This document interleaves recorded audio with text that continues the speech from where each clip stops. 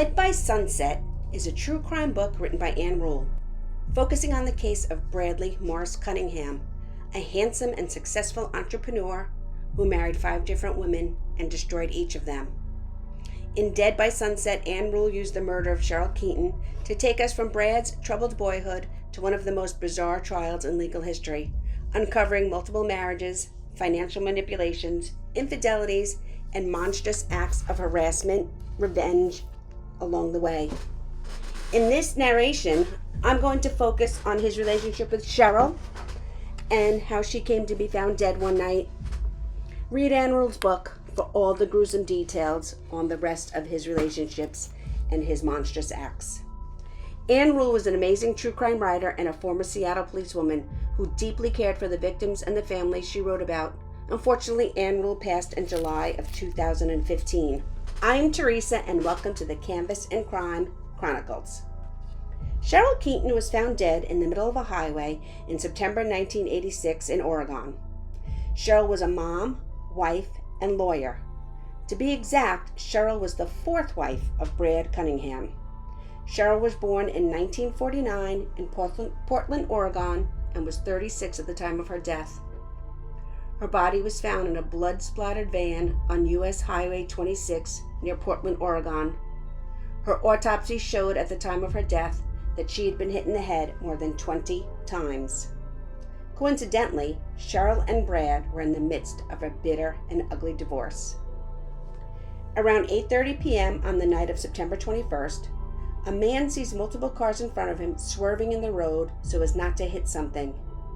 He then sees a van parked perpendicular across Sunset Highway and stops to see what the issue is before there is a bad car accident. He sees a car seat in the back, and as he is grabbing around to look for a child, he feels something very wet and then realizes there is blood everywhere, and thank goodness the child's seat was empty.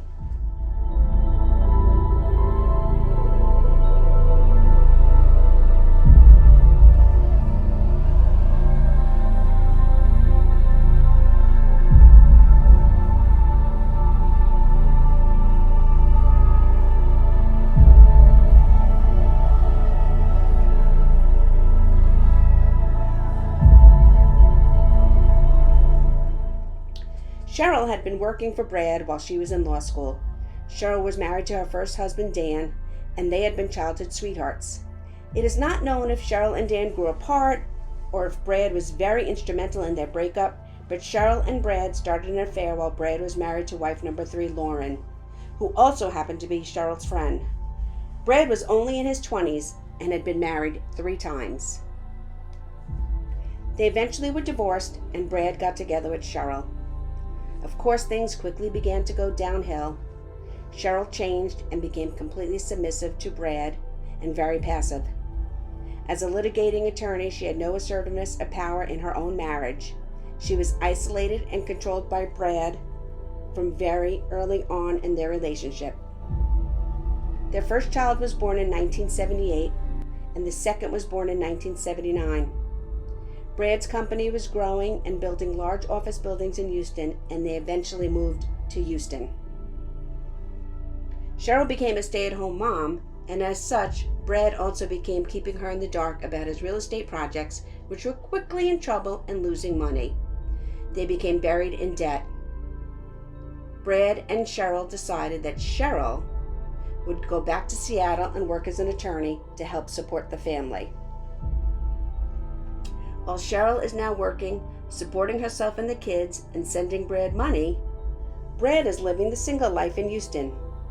He's basically out of business and being supported by his lawyer wife many states away. Brad's tangled web of lies continues. He claims that his building dealings involve dangerous men and that their family could be in danger. So Cheryl and the kids just had to stay in Seattle. But also claims he was doing a lot of traveling for work, so it was just fine if they stayed in Seattle while he was based in Houston. This relationship was working out for Brad, not so much for Cheryl.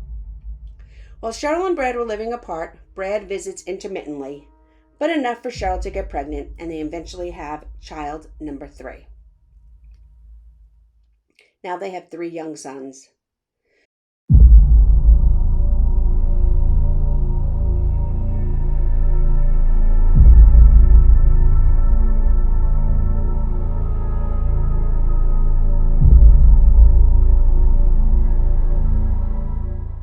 Brad is back and they are living in Portland, and Brad is looking for work and Cheryl is at the law firm en route to being partner. Cheryl's life finally seems to be turning around, and Brad's is still the complicated mess that his lies have created. Things are starting to look up emotionally, but Brad is still overspending and incurring thousands in debt. Cheryl begins to have to travel for work, and Brad continues his bad behaviors, including having affairs with coworkers and even their 19-year-old babysitter. Brad is becoming more paranoid each day. He's trying to convince Cheryl that men are out to kill his family, all while he juggled his affairs and lies. Cheryl is becoming afraid of Brad and telling friends that she's afraid Brad will kill her if she leaves him permanently. As Cheryl is trying to figure out how to get away from Brad and seek a divorce, Brad starts to tell rumors that Cheryl is having affairs. Brad even tells her law partners that Cheryl is having affairs and behaving promiscuously and drinking way too much. Thank goodness for Cheryl that her partners saw through Brad and did not believe a word he said. This will not be the first time that Cheryl's law partners have come to her defense. The final straw came when she started to notice bruising on the kids, and she asked Brad to move out, which he actually did. He was now in a relationship with someone who would become his fifth wife anyway. Brad was again putting on the act of being a successful and rich businessman and doting father. He tried to convince his wife to be number 5, that Cheryl drank, slept around, and abused her children. Jim Carr, Cheryl's half-brother, is now living with her and the boys to help out. He watched the boys with Cheryl was at work, and she felt safer having Jim around since she was still scared of Brad. Cheryl had the kids during the week, and on the weekends they would go to Brad and Sarah's. On the weekend of September 20th, 1986, Cheryl broke Brad's rules and went to her son's soccer game on Saturday, even though Brad had forbidden her from going since Saturdays were his day. Cheryl went to the game and then went to visit family for the night while Brad had the kids. Cheryl gave her mom and family all the ugly details of what was going on with Brad and how she feared he would kill her. On Sunday evening by 7:30, the kids were not back, and Brad called to say that he had car trouble. Cheryl was quite upset. She called Jim to tell him what was going on, and Jim said he was on his way home. When Jim arrived home at 9:30, Cheryl's van was gone, and it appeared as Cheryl had rushed out. Thankfully, she left a note saying she went to get the boys from Brad at the mobile station near the IGA. Jim calls their mom to see if she had heard from Cheryl, and the mom becomes very upset, so Jim decides to go to the mobile station to look for Cheryl. The idea of meeting at this mobile station seemed very strange to Jim, since the station had actually been closed and boarded up. Jim did not find Cheryl or any evidence that she had been there. When Jim gets back home, the police are already there to tell him that Cheryl had been found dead in her van.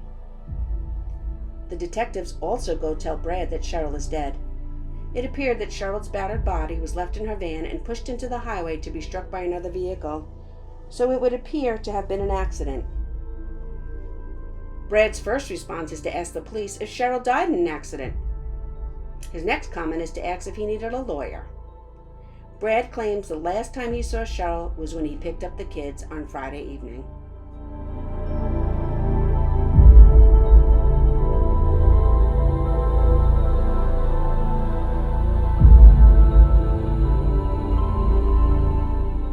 Brad tells the police that he spoke to Cheryl earlier and that Cheryl was on her way to his house to get the kids. Sad for Brad that he did not consider the possibility that Cheryl had left Jim a note saying that she had gone to meet Brad at the mobile station. As the investigation continued, the evidence against Brad began to add up. Unfortunately, it was 1986 and DNA was not a thing yet.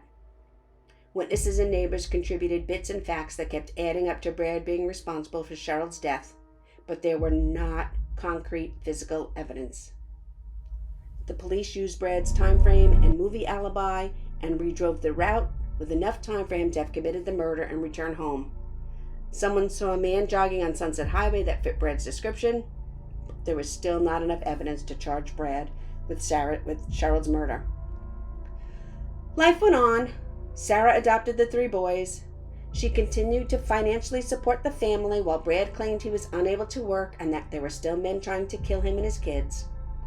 Sarah eventually gives Brad money to open a bakery and a bistro, and before long, not 2 years after Sarah and Brad are married, Brad begins an affair with an employee of the bakery.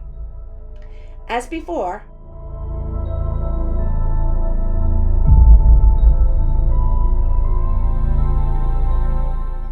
Brad's affair and his lies begin to eat away at his relationship with Sarah, his 5th wife. Then in 1991, Cheryl's law partners bring a wrongful death suit against Brad for Cheryl's death. The burden of proof is much less in a civil trial, and Brad is found responsible and Cheryl's estate is awarded $83 million. No one was ever going to see a penny of this money, but it was symbolic for people to see that Brad was finally being pointed out as the one who killed Cheryl. By this time, Brad is back in Houston with the boys and a new girlfriend after a very ugly divorce from Sarah. Brad took the boys from her and moved back to Texas, leaving Sarah devastated. With the civil trial a success, the Washington County DA decides to bring charges before a grand jury in 1993, 7 years after Cheryl's murder. Brad is arrested without incident at his home in Houston. Brad is extradited to Oregon to stand trial. With Brad's arrest, Sarah heads to Texas to visit with the boys and eventually takes custody of them. As sad as it is that their mom is dead, Sarah had become a stable and positive influence in the boys' lives. Brad's erratic behavior continues. He is writing inappropriate letters to his boys and to Sarah from jail. The trial takes place in October and took close to 3 months. Cheryl helped convict Brad with the note that she had left for Jim, saying that she was going to meet Brad at the abandoned mobile station. Since it was also 1993, there was now DNA evidence, and Brad's DNA had been found in Cheryl's hair the night of the murder. Brad was convicted and sentenced to a minimum of 22 years. The only mitigating factor was that Brad had no prior criminal record, so Brad asked not to stay in the Washington County Jail any longer than necessary and was transferred to the Oregon State Penitentiary. In 1996, a hearing was held, and Sarah presented letters containing threats from Brad, and the DA brought up the extreme indifference Brad had shown for human life on the night of the murder, and the court not only upheld his minimum sentence, but they denied his 22-year parole in advance, so he would be in prison for the rest of his life. In 2004, Brad appealed again, and again all his arguments were denied. Brad is continuing to spend the rest of his life in jail. Thank you for listening to another episode of Canvas and Crime, and we will see you next time.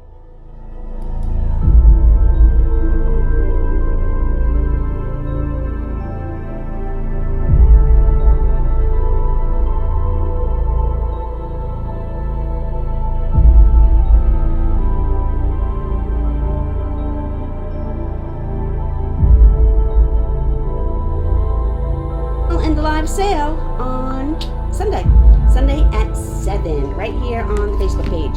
So, thank